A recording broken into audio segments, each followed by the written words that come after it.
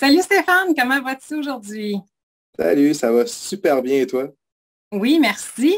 Alors, bienvenue aujourd'hui dans le cadre d'un nouvel objectif qu'on va faire ensemble bientôt. Est-ce que tu veux un petit peu te présenter à ceux qui pourraient regarder la vidéo aujourd'hui?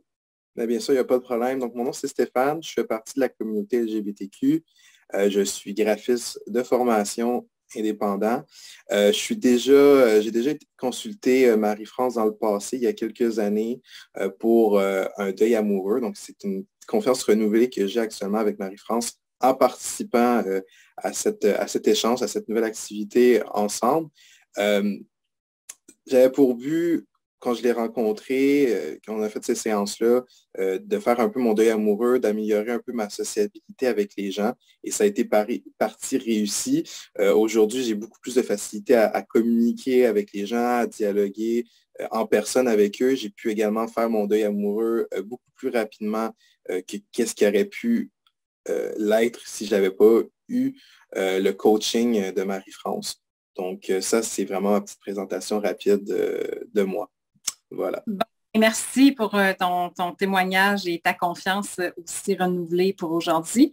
Fait que, qu'est-ce qu'on veut faire ensemble? C'est comme établir le cadre d'un objectif, puis ça va me trouver fatigante, parce que je vais avoir plein de questions précises. Ben, tu es un petit peu habitué, tu l'as déjà fait. Ouais. Mais un petit peu différent la technique, ce qu'on va faire aujourd'hui, que peut-être tu as déjà fait avec moi dans le passé. Puis, ça va se passer, là, la séance, sous forme de questions. On va aller décortiquer là, ton cadre objectif, justement, pour arriver à une précision. Puis après ça, éventuellement, pouvoir aligner d'autres techniques en PNL, RSI, là, des exercices que je fais dans mon coaching. Voilà. Parfait, Alors, pas de problème. alors aujourd'hui, comment tu pourrais formuler ton nouvel objectif en termes positifs? Alors, comment je pourrais formuler l'objectif que je voudrais prendre, c'est que j'aimerais euh, pouvoir développer davantage mon côté sociabilité professionnelle, donc dans le développement beaucoup plus dans les cadres professionnels parce qu'on a amélioré le côté social personnel, mais le côté professionnel, c'est quelque chose de différent. Donc, ce serait de développer ce côté professionnel. Ouais. OK. Donc, euh,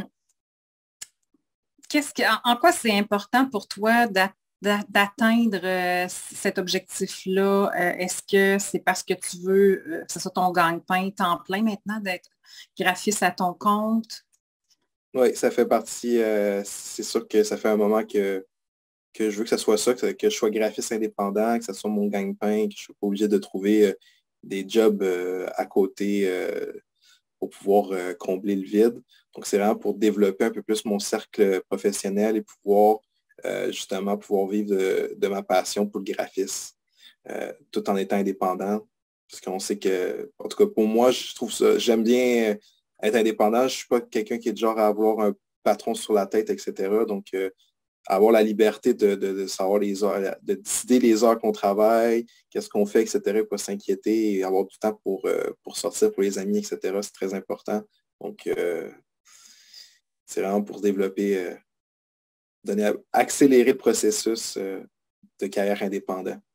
OK, merveilleux. Tu es pas mal précis, hein? Ça paraît que tu as déjà fait du coaching. Mais je vais avoir quand même d'autres questions pour toi. Il n'y a pas de problème. Euh, Est-ce que pour toi, c'est réaliste? Ça a l'air peut-être bizarre que je te demande, mais je suis Oui, prêt à aller à l'intérieur de toi, là, si c'est réaliste, c'est atteignable pour toi, ce but-là. oui, pour moi, c'est atteignable. C'est pas, pour moi, c'est pas une question depuis que j'ai gradué, ou ça fait un petit moment que j'ai gradué. Mais je sais que c'est atteignable. J'y arrive lentement, mais sûrement. Je sais que c'est pas facile. Je sais que c'est un chemin qui est plus difficile. Mais là, ça commence à se développer dernièrement, un peu. Pas assez pour pouvoir vivre indépendamment, mais il y a quand même plus de choses qui ont été faites depuis le début. Puis ouais, je suis confiant que ça peut bien se développer pour se rendre là. C'est un objectif que j'ai depuis que j'ai sorti des bancs d'école de mon DEP en infographie. Puis ça résiste, ça persiste encore. Puis je suis bien content de cette énergie-là. OK. Donc, ça fait longtemps que c'est quand même quelque chose que tu veux réaliser. Quand tu dis longtemps, c'est à peu près combien de temps?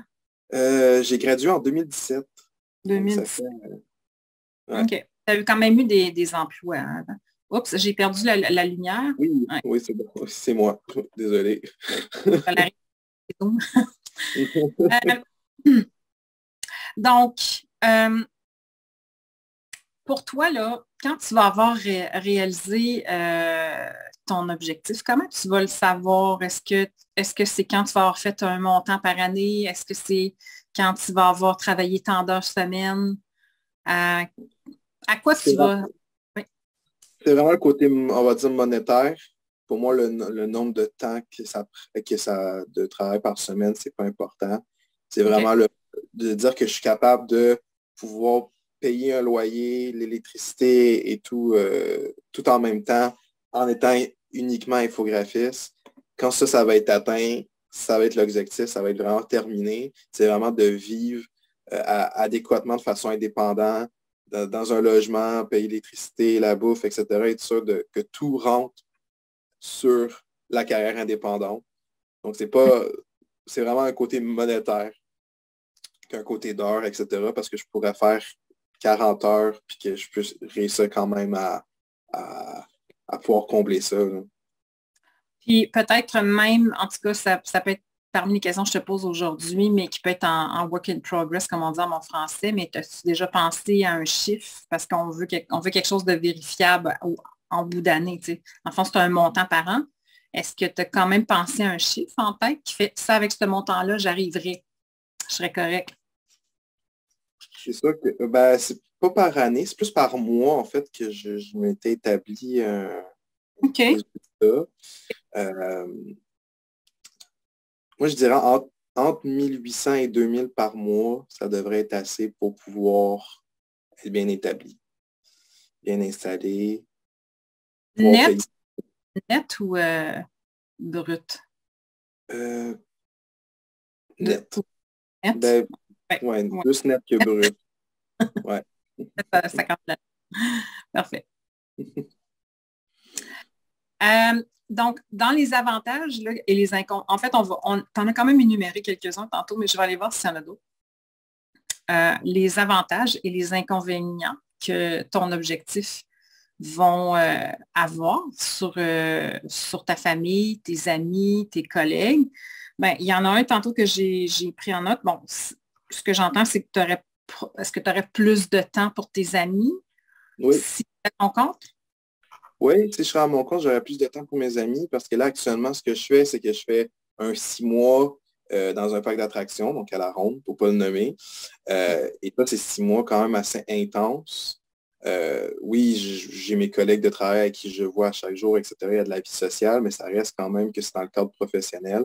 C'est différent quand on veut sortir dehors, en dehors du boulot, c'est un peu compliqué de s'adapter des dates ou de le faire parce qu'il y a X, Y raison sont trop fatigués ou le boulot, d'autres boulots, etc. Alors que pendant les 6 mois que je m'occupe vraiment plus de mon côté indépendant et je le développe, j'ai beaucoup plus de temps pour moi, beaucoup plus de temps pour aller faire des sorties, beaucoup plus de temps pour vraiment en profiter. Donc, OK. c'est ça le plus gros plus, c'est vraiment pouvoir gérer mon temps et dire à quelle heure je me lève, à quelle heure je me couche, c'est vraiment gérer adéquatement mon horaire et pouvoir sortir plus souvent que si j'avais un travail fixe en semaine. C'est vraiment la gestion du temps. Puis est-ce que dans la gestion du temps, on met aussi que tu vas avoir plus de temps pour ta famille, Oui, tes, tes collègues dans le graphisme, on met tout ça ensemble. C'est vraiment le temps. Le temps pour oui. amis, famille et collègues. Ouais. Le temps de profiter de la vie. On dit qu'on ne profite pas assez. Oui, Vraiment le temps de profiter. Là. Je pense qu'aujourd'hui, je pense qu'on l'a bien compris aussi après la pandémie, que les gens ont compris qu'on a besoin de temps pour soi-même en dehors du boulot. C'est pas pour rien qu'il y a plus de télétravail, etc., et que les gens sont plus exigeants dans leur requête d'emploi. c'est vrai que c'est quelque chose qu'on a vu plus avec la pandémie, tu as raison. Euh, Puis, est-ce qu'il y a d'autres choses, d'autres avantages que ça te permet quand tu me dis profiter de la vie? Ça, c'est un aspect, le temps, mais est-ce qu'il y a d'autres choses que tu dis, ah, ça, je sais que ça va me permettre de profiter de la vie aussi? Ben, je pense que vraiment l'affaire des sorties des amis, ça englobe vraiment pas mal le gros nerf positif de la situation. Je la discutais à avoir un petit peu plus que simplement juste avoir du temps pour soi-même puis de vraiment respirer. Il y a peut-être le Mhm. côté aussi de fardeau, moins de fardeau aussi sur les épaules.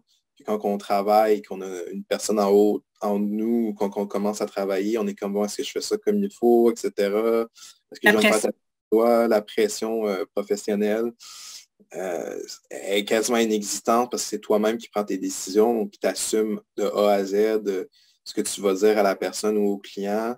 Alors que moi, par exemple, à mon autre boulot, je vais faire attention à comment je formule mes trucs pour pas mhm. justement que ça soit paru négativement ou je me fasse taper ses doigts ou qu'après je me fasse lancer un char de marde, comme on pourrait dire, désolé du mot, mais c'est sûr que ça s'enlève tout ça, la pression là, de bien paraître au boulot. Je dis pas que c'est pas important, mais c'est juste que quand tu es indépendant, tu es moins focusé à avoir cette pression-là de te dire que Ouais. tu es obligé d'être parfait. Tu es comme, bon, moi, cette personne-là, je le veux pas, puis tu le tasses. Alors qu'au boulot, tu es obligé de le supporter, la personne, même si tu voudrais que la personne ou la situation se tasse. Oui, je comprends. Parfait. Fait qu'il y a il y a une liberté de choix des gens que Ouais, tu t'en les clients, d'autres fournisseurs, etc. On va dire liberté comme valeur. Parce ouais. qu'un de mes buts avec toi, c'est de remarquer quelles sont tes valeurs qui fait que tu veux faire ce choix-là. OK? Puis, est-ce qu'il y a quand même des inconvénients à l'atteinte de ton objectif? Ben, on t'en a nommé quelques-uns tantôt. Tantôt, tu me dis c'est pas facile, mais un inconvénient autre. C'est sûr que, bon, il y a le côté, c'est sûr que le développement, c'est pas facile à faire, c'est compliqué, c'est un chemin qui est long. Il y a Développement d'affaires, le là? développement d'affaires, l'enjeu des relations sociales, professionnelles, etc., c'est plus compliqué. OK. C'est sûr que c'est quelque chose qui prend du temps à se faire. Donc, moi, j'ai gradué en 2017, donc ça fait déjà un moment que j'ai quitté les bancs d'école et je développe ça. Et je suis, on va dire, peut-être à même pas un quart peut-être de l'objectif actuel atteint. Donc, c'est sûr que c'est un long cheminement, c'est un long développement. Après, il y a tout le côté aussi que, bon, je travaille à un autre job, un autre emploi à côté que j'aime quand même, que Mhm. j'adore, que je retourne à chaque année quand même. Donc, il y a Ouais. cet enjeu-là de tiraillement, de puis y aller. Il va quand même avoir ce manque-là de dire, ah, c'était bon, travailler là quand même, malgré Alors, ci, ça, il va ça. y avoir, excuse-moi de te Cette couper, nostalgie-là. il va y avoir le deuil de l'ancienne job à faire, Ouais, de la ronde. ouais. OK. Le deuil de l'ancien emploi, des anciens collègues. Ancien collègue, oui, OK. Là, je comprends. Il y a quand même des liens là, qu'il va y avoir des deuils à faire pour ces 6 mois-là d'année. Oui. Ben, OK. après 5 ans, justement, qu'on fait 6 mois, on commence à connaître les gens et les rouages. On les revoit chaque année. Donc, Bien sûr, bien sûr. Euh, est-ce que il y a d'autres inconvénients à l'atteinte de ton objectif ou on a fait le tour? Inconvénients là, qui peut être pas juste pour toi, mais qui peut être inconvénient pour ta famille, amis, collègues. ben, c'est sûr. Hmm. Je pense que ben, c'est sûr que l'inconvénient, je pense que il y en a un qui se produit déjà actuellement. C'est que des fois, moi, je suis encore chez mes parents, donc quand je travaille, ils sont pas capables de savoir quand je travaille ou la liberté d'arbitrage de me laisser un peu tranquille quand je travaille parce qu'ils savent pas tout le temps si je suis en train de travailler ou pas. Alors que quand je m'en vais au boulot, ils me dérangent pas parce qu'ils savent que je suis pas à la maison. Alors que quand je suis à la maison, pour eux, ils ont de la difficulté à comprendre que ça se peut que je suis en train que je suis en train de travailler, puis ça se peut que non, je ne suis pas en train de travailler. Donc, il y a cet enjeu-là de dire qui, avec mes parents, surtout, qui est conflictuel dans le sens que ça arrive souvent qu'ils viennent me déranger pendant que je travaille, alors que si j'étais justement à l'extérieur, ils ne me dérangeraient pas à ces moments-là. OK. Donc, il y a cette OK. complexité de comprendre que on dirait que quand c'est du travail indépendant, c'est un peu plus compliqué d'avoir la limite du moment alloué au travail puis du moment alloué à la maison ou de gérer un peu l'enjeu travail-famille. Oui, effectivement. Puis c'est un enjeu de bien des travailleurs autonomes aussi, là. Fait que c'est la délimitation entre le temps familial puis le temps pour le travail, Oui, puis se faire respecter par les autres là-dedans. oui. OK, ça, c'est quand même un inconvénient parce que là, si tu es à temps plein chez toi en attendant que tu en vives, ben il va avoir ça comme objectif à regarder aussi pour t'aider là-dedans. Se faire respecter par la famille pour les limites de temps que tu accordes au travail. Je note ça aussi. Parfait.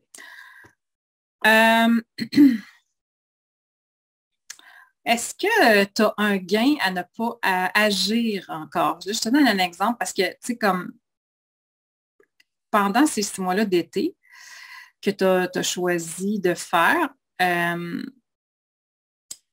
il y a quand même un gain parce que tu fais des sous, mais ces 6 mois-là, tu ne les as pas eu pour développer, faire du développement d'affaires. Fait qu'est-ce que tu gagnes à ne pas te mettre à temps plein à ta business là-dessus? Puis là, ça, c'est pour aller voir certains gains que tu as, puis comment on pourra les changer plus tard.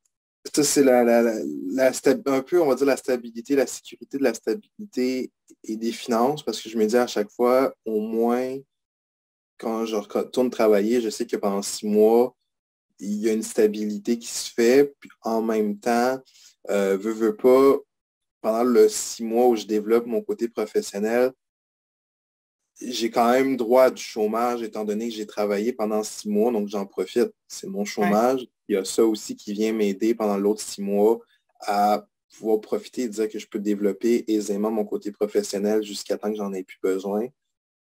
Parce Ouais. que moi, je ne fais pas assez pour survivre non plus pendant les 6 mois, même si je suis chez mes parents, etc. Mon objectif, c'est vraiment de pouvoir en vivre et pouvoir après partir du cocon familial et vraiment être plus développé à l'extérieur, d'avoir son propre appartement, etc. Donc, il y a cette stabilité-là que ça apporte quand même si je perds 6 mois de développement. Ouais. Parce que je le rattrape quand même un peu en hiver, veux pas, grâce justement au fait que j'ai 6 mois vraiment pour moi et que c'est là que je peux en développer un peu plus. OK. Mais qu'est-ce qui fait si tu fais rien pour quitter cet emploi de 6 mois? Dans le futur, qu'est-ce que ça va donner comme conséquence si tu fais rien pour changer ça? Ça se représente déjà un peu en ce moment à faible pourcentage, mais je pense que ça serait encore pire si je conserverais et qu'en même temps, de l'autre côté, j'avais un bon développement professionnel indépendant. Parce qu'actuellement, des fois, j'avais des conflits entre mes horaires à la ronde, c'est vraiment gros. Il y a des semaines où je travaille lundi, mardi, vendredi, samedi, dimanche, c'est des 12 heures et l'autre semaine, juste 2. Puis j'avais des contrats entre-temps de clients de graphistes aussi. Puis en graphiste, c'est pas souvent qu'on va t'envoyer quelque chose et te dire que c'est en 3 semaines. Il faut que tu le fasses. Des fois, c'est le lendemain, la journée même. Et des fois, j'étais dans l'impossibilité de dire, ben, je ne peux pas le faire malheureusement parce que je ne suis pas à la maison. Donc, il y Oui, avait... c'est ça que ça a comme conséquence de ne pas pouvoir faire des mandats l'été. Ben, c'est une partie de l'été. Qu'est-ce que ça a comme conséquence si tu ne changes pas cet aspect-là de. Ben, c'est sûr que ça va être de plus en... Ça va être si je ne change pas cet aspect-là, c'est sûr que mon côté professionnel va se développer. Donc, je vais avoir beaucoup plus de clients, beaucoup plus de personnes qui vont m'écrire. Donc, ça va être plus régulier le fait de me faire déranger pendant que j'étais en train de travailler à la ronde et de ne pas pouvoir faire le mandat. Et peut-être à la limite, peut-être perdre certains clients parce que justement, je ne peux pas développer les choses qu'ils veulent. C'est sûr qu'il y a certains clients, ils me comprennent, qui sont là depuis le début, que je leur dis, bon, à partir de telle date à telle date, je leur envoie mon horaire, donc ils s'adaptent. Mais c'est pas tout le monde qui va le faire. C'est pas tout le monde qui va s'adapter. Eux, ils s'adaptent, ils voient les dates, ils envoient. Parce qu'ils savent que pendant 6 mois, je suis toujours là, je leur réponds assez rapidement, je fais ça assez vite, je reçois le courriel, c'est fait dans les moins d'une heure. Donc, il y a comme un donnant-donnant, mais c'est pas quelque chose qui peut se faire quand tu as un gros. Si tu as vraiment plus de clients, on va dire une quinzaine, trentaine de clients, c'est sûr que c'est pas tout qui va être Hmm. comme ça, malgré tout. Donc, c'est sûr qu'il y en a qui en perdent. Ouais. Donc, puis Il y en a plus, des ça presse risques. aussi en plus. Comment? ça rajoute du stress et de l'angoisse aussi parce que tu te dis, bon, je peux pas le faire tout de suite. Là, arriver à la maison, tu arrives tard et tu le fais. Ça m'est arrivé quelques fois où je suis un peu un workaholic. Donc, j'arrive à la maison même si minuit, puis pendant genre 1 heure jusqu'à 1 heure du matin, je fais le graphisme. Après, je vais me coucher, puis je retourne travailler le lendemain. Ça m'arrivait pas souvent en été. Mhm. Bon, un petit peu plus cette année, oui, parce que vu que je fais surtout pour des députés, à l'ordre professionnel politique, j'en ai eu Ouais. un petit peu à faire avec les élections et même en été pour préparer le tout. Donc, ça avait été un peu, ça avait été souvent où que j'arrivais chez moi et j'arrivais vers minuit, puis je travaillais jusqu'à 1 heure du matin, 1 heure et demie pour finir ça, puis après retourner me coucher, puis retourner travailler à la ronde le lendemain. Donc, il y a vraiment cet enjeu-là là, du temps qu'on se donne, puis les journées de congé, ben, j'en ai pas parce qu'il faut que je travaille sur le graphisme. Ben, il y a ça, puis aussi, ben, si on regarde les conséquences, qu'est-ce qui pourrait se passer à long terme, c'est que là, tu es jeune, mais à un moment donné, tu vas voir que le système, Oui, niveau il santé, peut ça suivra plus. pas suivre plus. Fait qu'il y a, Vraiment. il y a ça à prendre en considération pour le futur. L'âge et la résistance au corps. OK, avec le temps. Parfait. Fait que c'est intéressant les prises de conscience qu'on fait hein, quand on cible plus l'objectif comme il faut. Là, je vais aller voir avec toi les ressources que tu aurais besoin pour atteindre ton objectif. Les ressources, ça peut être, exemple, plus de paix intérieure, plus de confiance, plus de sécurité, ça peut être plus euh, d'aide, de collaboration de d'autres. C'est ça les ressources exemples. Qu'est-ce qui devient comme ressources que tu aurais besoin? C'est sûr que ce serait ben, un petit peu plus d'aide des autres personnes. C'est ça. Parce que je suis quand même capable on va dire, de développer un petit peu un petit cercle, mais ça reste dans le petit cercle, en fait. Il y a du bouche à oreille qui se fait ou autre, mais ça reste quand même dans un petit cercle et ça sort pas, en fait. Ça sort pas. Donc, je pense que ce serait une des ressources que j'aurais plus besoin, mais aussi la confiance aussi de pouvoir euh, moi-même un peu péter ce dôme-là que j'ai. Parce que bon, c'est quand même bon, j'ai quand même une base, etc. Mais veut pas, à un moment donné, le dôme il devient trop petit, puis il faut qu'on l'éclate. Oui. Il y a vraiment cette notion d'être des autres un peu à sortir un peu on va dire, du cercle que j'ai. Euh, Puis il y a la confiance aussi de le faire par moi-même aussi, de développer, etc. Parce que ça arrive souvent des fois que j'ai des amis ou autres qui me taguent pour du graphisme, etc. Et c'est vrai que des fois aussi, il y a la motivation qui n'est pas là. Ils me taguent pour faire tel truc, ils me taguent parce qu'il y a un client, il y a quelqu'un qui cherche un graphiste pour faire ci, ça. Et des fois, je fais juste même pas la peine d'y aller. Parce que des fois, je suis juste vraiment pas motivé à faire un truc ou quelque chose de même. Donc, il y a cette côté-là aussi peut-être de ressources de reprendre un peu la motivation parfois. C'est pas tout le temps, mais ça arrive quand même. Des fois, mes amis m'aident, mais que je prends pas la perche des fois qui pourrait. Le contrat, puis tu ne prends pas la peine de les appeler pour savoir c'est quoi? C'est ça que j'entends?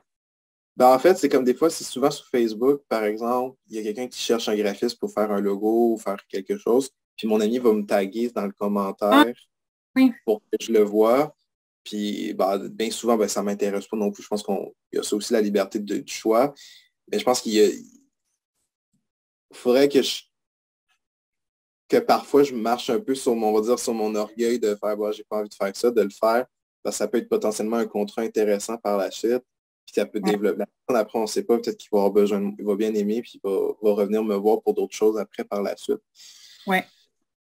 Que- Ici, si je te fais un petit retour aux inconvénients, quand les questions que je te posais tantôt, c'est un des inconvénients d'être à son compte en graphiste, c'est que potentiellement, tu ne feras pas toujours des mandats le fun.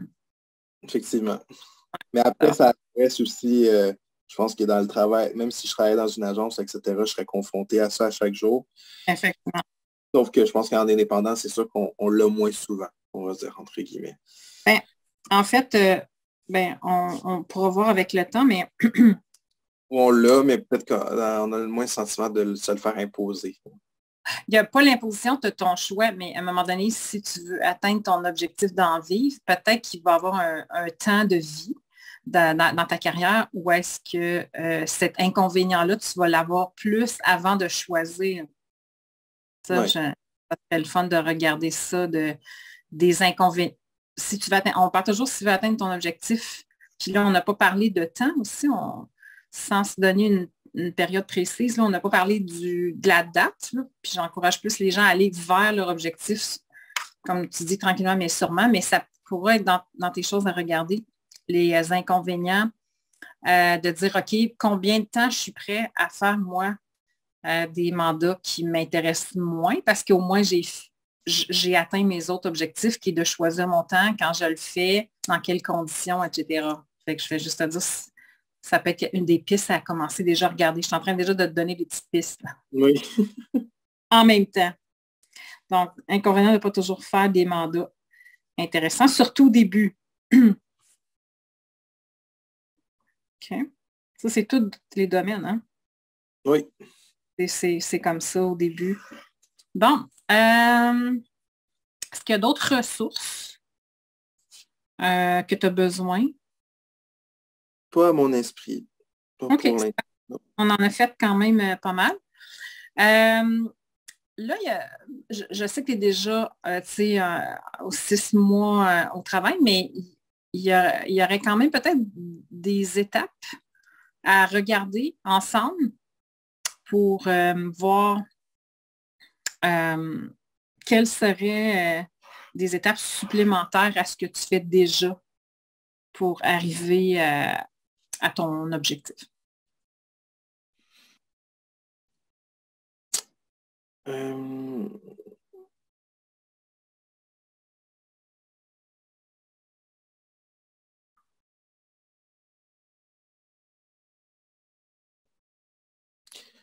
Ce serait peut-être... Parce qu'au début, quand j'ai commencé, je prenais la peine, par exemple, de regarder des sites Internet de pige, de pigistes, etc.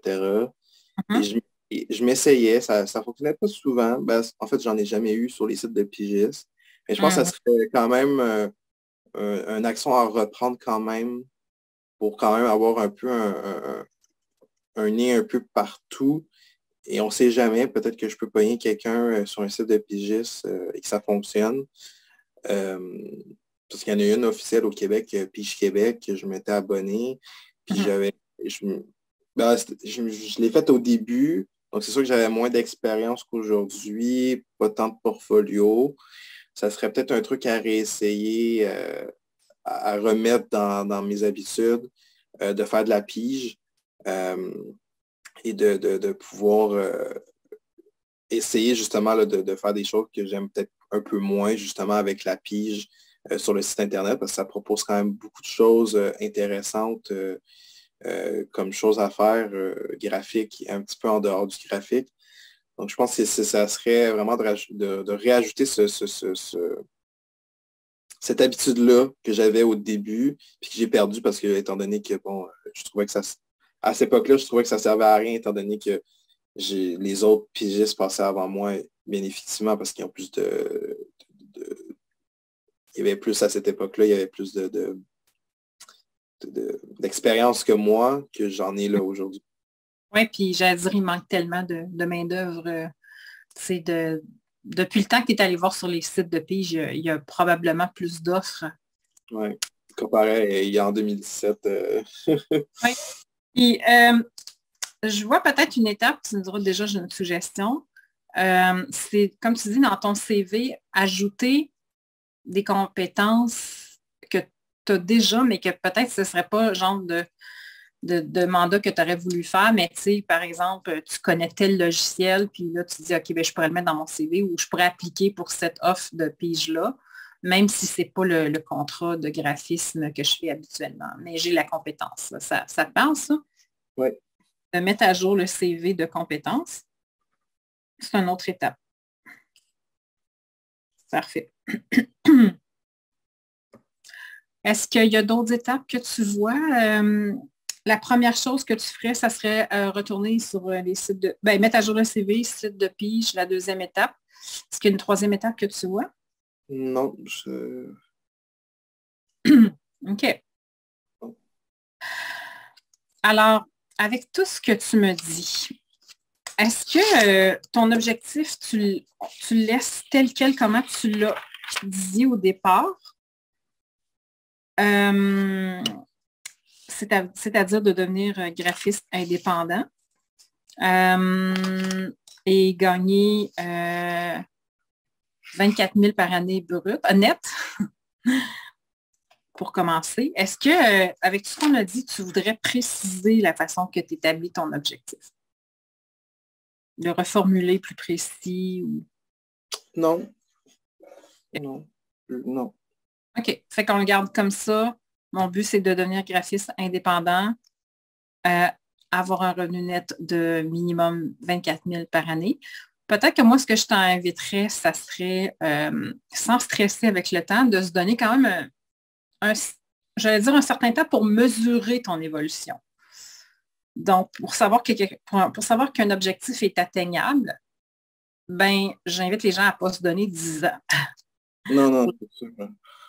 Mais ça peut être un range entre tant de temps et tant de temps. J'aimerais ça l'avoir atteint sans stresser avec la date. Qu'est-ce qui pourrait être un temps? Je dirais 2-3 ans encore à développer ça. OK. C'est jouable. C'est jouable étant donné que là, je commence quand même à avoir beaucoup plus de bouche à oreille, d'avoir des contrats quand même avec des personnes qui sont un petit peu plus influents. OK. Donc, il y a quand même déjà une base qui est vraiment plus là qu'il était au départ. Oui. OK. 2-3 ans encore à développer ça. Puis, parlant de cercle social, mais ça pourrait être lors d'une autre séance ou une technique que je pourrais te faire, où est-ce qu'on travaillerait, comme tu sais, les croyances. Oui. Parce que pour une de tes croyances, c'est dur de percer un nouveau cercle social. Ben, pour ça, il faudrait qu'on t'enlève la croyance. C'est dur d'aller de te parler tantôt péter le dôme, là, justement, de ta bulle actuelle qui est probablement plus avec les partis politiques avec lesquels tu travailles que tu as des contrats. Mais là, rentrer dans des nouvelles sphères sociales, ça veut dire aller dans des endroits sociaux où il y a des gens de personnes comme ça qui prennent des décisions.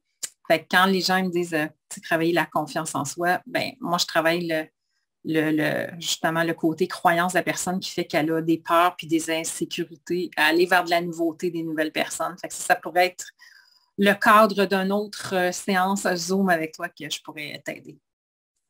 Avec plaisir. Puis, ben, je te demanderais ton feedback général de comment tu as trouvé l'exercice de préciser ton cadre. Comment tu te sens qu'on ait fait ça? Qu'est-ce que ça fait pour toi? Ça fait du bien parce qu'on dirait que là, c'est comme peu importe ce qu'on a comme objectif, on dit souvent on va avoir cet objectif-là, mais on ne prend jamais la peine de vraiment l'analyser, vraiment la contextualiser. Donc, ça fait du bien un peu de voir un peu, là, on dirait qu'on se remet un peu les pieds sur terre. On voit que c'est là, je pense qu'on peut comprendre si l'objectif est viable et réalisable encore plus davantage quand tu prends vraiment la peine d'analyser vraiment les pour et les contre.